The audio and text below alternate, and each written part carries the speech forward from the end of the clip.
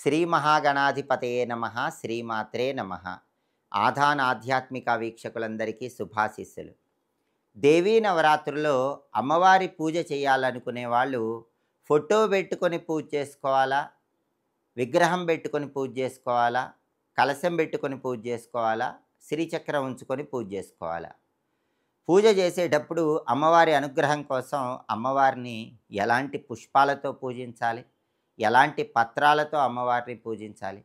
అమ్మవారి సంపూర్ణమైన అనుగ్రహం కలగాలంటే రోజుకొక నైవేద్యం అలంకారాన్ని బట్టి సమర్పించలేని వాళ్ళు ఏ ఒక్క నైవేద్యం పెడితే అమ్మవారి సంపూర్ణమైన అనుగ్రహం కలుగుతుంది? ఈ విషయాలన్నీ ఈ వీడియోలో మనం తెలుసుకుందాం. దేవీ నవరాత్రుల సందర్భంగా అందరూ కూడా కొన్ని నియమాలు పాటిస్తూ ఇంట్లో అమ్మవారిని పూజించాలి. దేవీ నవరాత్రుల్లో ఎవరూ కూడా కఠిన ఉపవాసం ఉండకూడదు. ఒక పూట భోజనం చేయండి, ఇంకొక పూట టిఫిన్ చేయండి.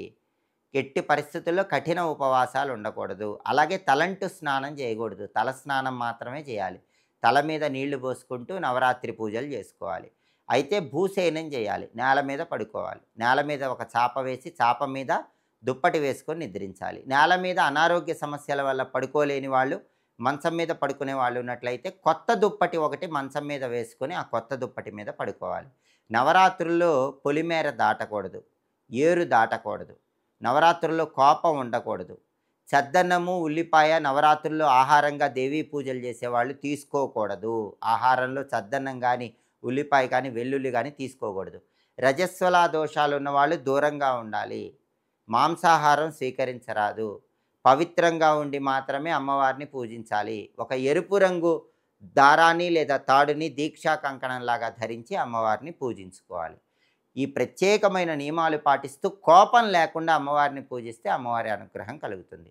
అయితే అమ్మవారి ఫోటో పెట్టుకుని పూజ చేసే వాళ్ళు ఎవరైనా సరే ఫోటోకి ప్రతిరోజు కూడా కుంకుమార్చన చేసుకోండి. కుంకుమతో అమ్మవారిని పూజించుకుంటూ ఫోటోకి రోజు అష్టోత్తరం చదువుకోండి. అమ్మవారికి సంబంధించి ఏ అష్టోత్తరమైనా చదువుకోవచ్చు.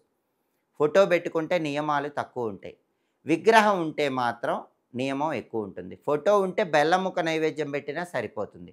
కానీ విగ్రహం ఉంటే మాత్రం ఖచ్చితంగా అన్నం పరవాన్నం నైవేద్యం పెట్టాలి. అలాగే కొంతమంది కలశం ఏర్పాటు చేస్తారు. కలశం పెట్టి పూజలు చేస్తారు. కలశం పెట్టి అమ్మవారి పూజ చేస్తే మాత్రం నియమనిష్టలు చాలా ఎక్కువగా ఉంటాయి. అమ్మవారికి ప్రీతికరమైన విధంగా ఖచ్చితంగా ఉపవాసం పాటించడం, స్నానం పాటించడం, నిద్రా నియమాలు పాటించడం ఇవన్నీ ఖచ్చితంగా చేయాలి. అలాగే ఇంకొంతమంది శ్రీచక్రం పెట్టుకొని పూజ చేస్తుంటారు.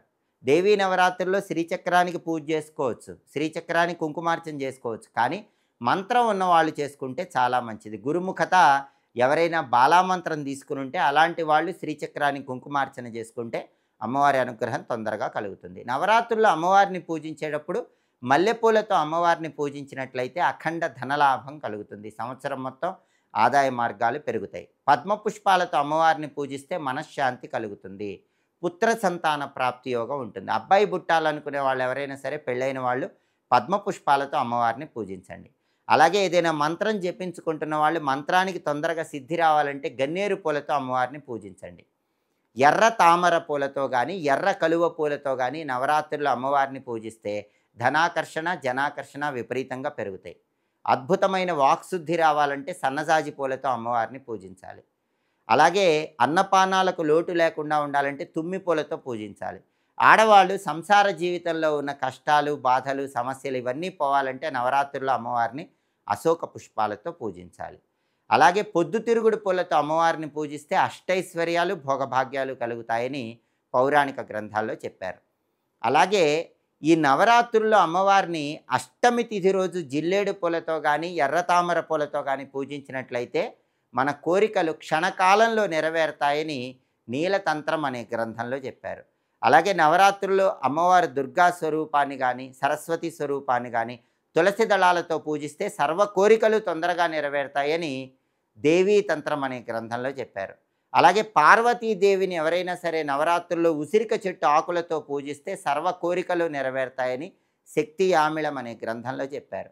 దవనం కట్టిన పుష్పమాలికను అమ్మవారికి దేవాలయంలో సమర్పించినా, ఇంట్లో అలంకరణ చేసినా మనస్సులో కోరికలు తొందరగా నెరవేరుతాయి, అధికార పదవులు లభిస్తాయి. అలాగే మరువం అమ్మవారికి సమర్పిస్తే ప్రమోషన్లు తొందరగా వస్తాయి. అయితే దేవీ పూజలో ఉమ్మెత్త పూలు నిషిద్ధం. ఎవరు కూడా అమ్మవారిని ఉమ్మెత్త పూలతో ఎట్టి పరిస్థితుల్లో పూజించకూడదు. దుర్గాదేవి పూజలు చేసేవాళ్ళు మాత్రం గరిక పోచలతో దుర్గాదేవిని పూజించకూడదు. చండీ అమ్మవారిని పూజించే వాళ్ళు మాత్రం మల్లెపూలతో చండీ అమ్మవారిని పూజించకూడదు. ఈ నియమాలు పాటిస్తూ ప్రత్యేకమైన పుష్పాలతో అమ్మవారిని పూజించండి. కలశం కానీ, విగ్రహం కానీ, శ్రీచక్రం కానీ, ఫోటో కానీ ఏదైనా ఏర్పాటు చేసుకొని నియమాలు పాటిస్తూ అమ్మవారి పూజ చేసి అమ్మవారి అనుగ్రహానికి సులభంగా పాత్రులు కండి.